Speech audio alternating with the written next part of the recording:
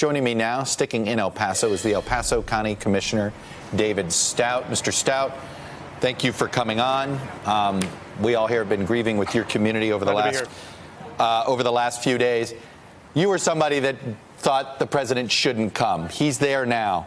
What role do you want him to play now that he's there?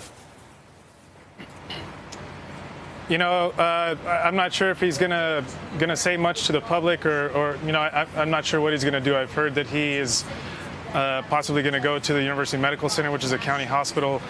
You know, I think that this is just a big political dog and pony show. It's just gonna be a distraction, you know. But it would be nice for him to apologize to this community. I think first off, for all of the negative things that he has said about folks that live in this community and folks that look like the people that live in this community.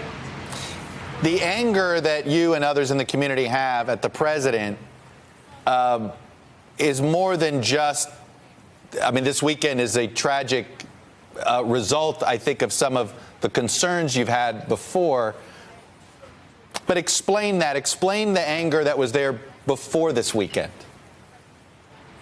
Well, yeah, I mean, regardless of what happened here on Saturday, you know, the president, since he has been in office and before, has you know, used some pretty negative rhetoric and made some pretty negative declaration statements about Hispanic folks. You know, I mean, he started by calling Mexicans rapists and murderers in his campaign.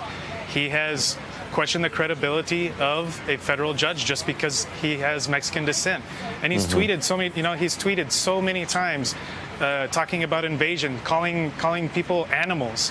You know, just dehumanizing Hispanic people. And so, regardless of what happened here this weekend, there's still an issue with him being here. A lot of Texas Republican leaders are with the president right now. They've used different language than the president has.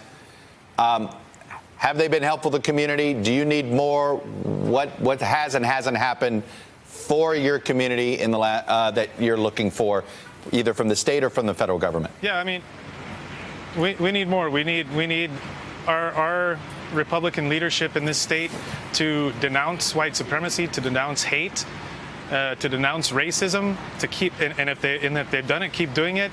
But don't just let those words be hollow. Let's take some action. Maybe the governor needs to call a special session. There are a number of pieces of legislation that our own delegation, Senator Rodriguez here in El Paso, you know, put on the table, and they didn't get even a hearing. You know, I was invited to eat lunch with John Cornyn earlier today. It didn't end up working out, but one thing that I would have told him is, you know what? Maybe one thing y'all can do is, instead of us having to go through a process of applying for grants to reimburse us for some of the things that we're spending on as we're going through this tragedy, maybe you can just make it easier and send those resources our way. You know, those are some of the things that they can do if they really want to support this community. You know, I think being with President Trump is a bad decision on their behalf. They should be with the community and doing something to help us out. So the president has not said anything to Hispanics specifically who were targeted by this gunman. Whether his words would resonate or not, what do you want to hear from him? He has not said anything to reassure Hispanic Americans that they're wanted here, that it's all part of the same America. What do you want him to say, even if his words may ring hollow to most? You know, I want him to say that he takes what he has said back. I want him to say that he is sorry. I want him to say that he understands that he is a person of influence, and that you know, sometimes when people in his position say things, it has an impact on people. I think we saw the manifesto that the man who perpetrated these crimes wrote, and it tracks very closely a lot of the rhetoric and a lot of the statements that Trump and his supporters have made. And so, you know, an apology and acknowledgement of the errors that he has made, and then a clear statement to say, we are going to help you, El Paso. We are going to start looking at legislation that's going to keep this from happening in the future. David Stout on the El Paso City Commission, thanks for coming on. And again, we all agree with you in the El Paso community. Thank you so much. Hello, YouTubers. If you're watching this, it means you've checked out our channel, so thank you. Now do me a favor, subscribe by clicking on that button down there.